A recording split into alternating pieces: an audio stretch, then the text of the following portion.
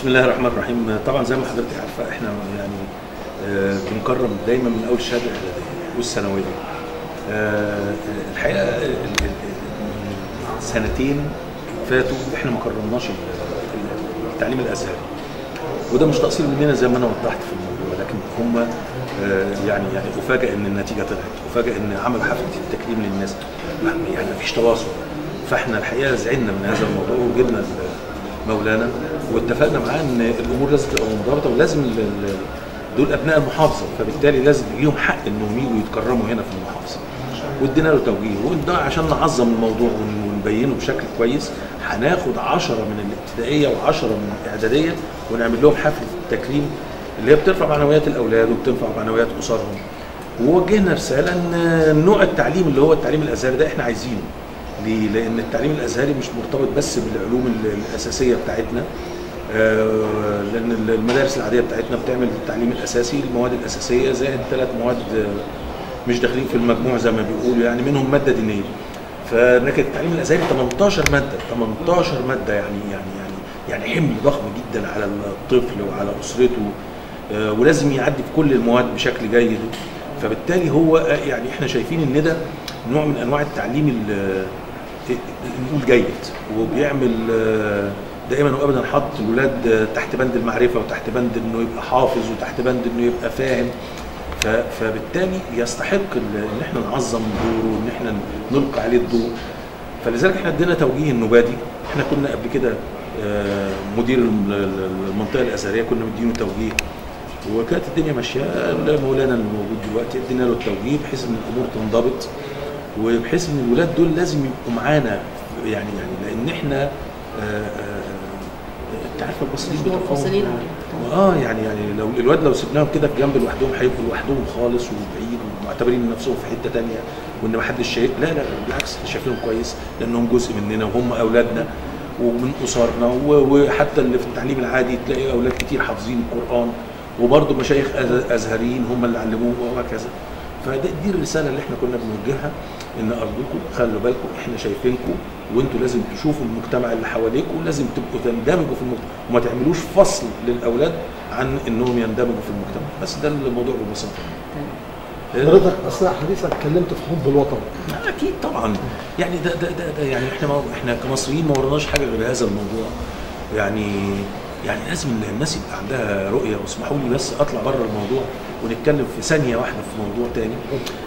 حب الوطن مش معناها ان انا يعني ابقى مغمض وبحب الوطن، لا، لكن لازم يبقى عندك رؤيه، ولازم يبقى عندك مصر مش من ايام الثوره، من ايام الملك لغايه النهارده. ودائما المصريين عايشين في ضيق وتعب، وكل حكومات الدوله من قبل الثوره، علشان ما حدش يقول لا ده من قبل الثوره.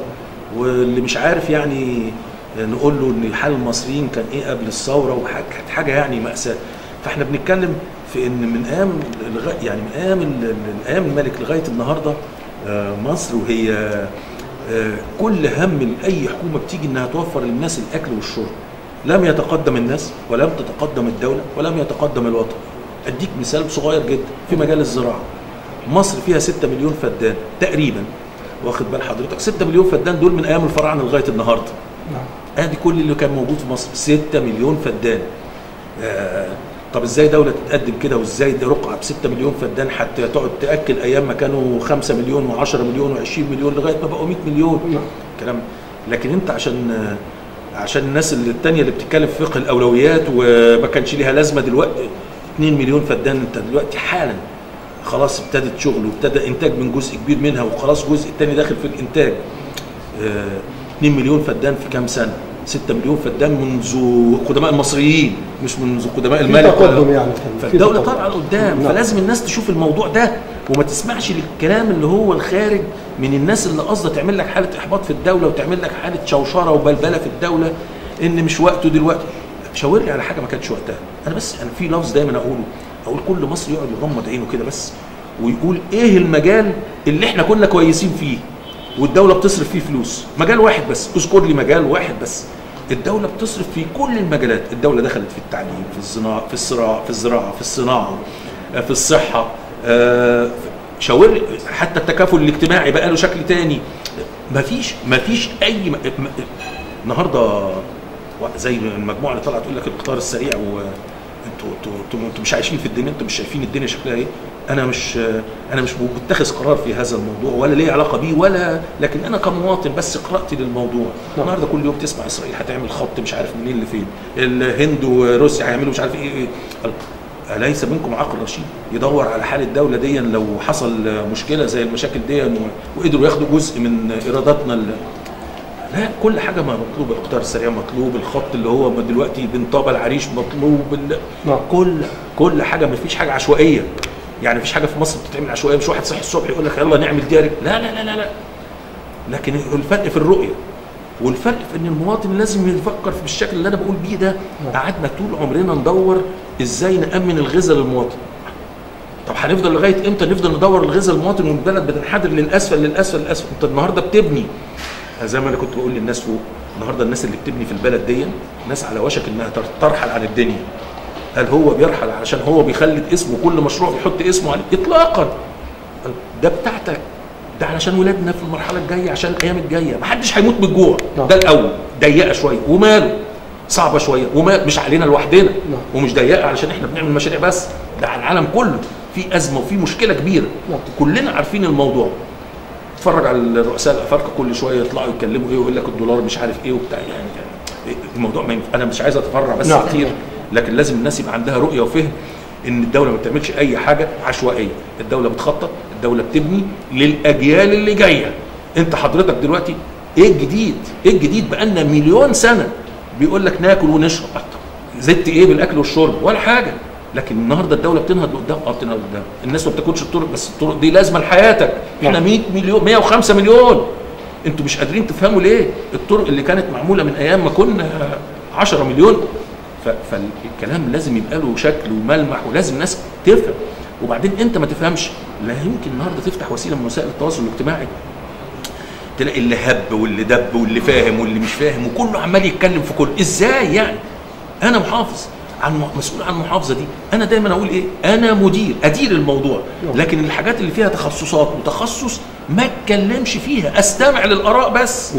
استمع للاراء واقعد ادور على مجمل الاراء واشوف المكسب والخساره في احسن، وناخد احسن ما فيهم.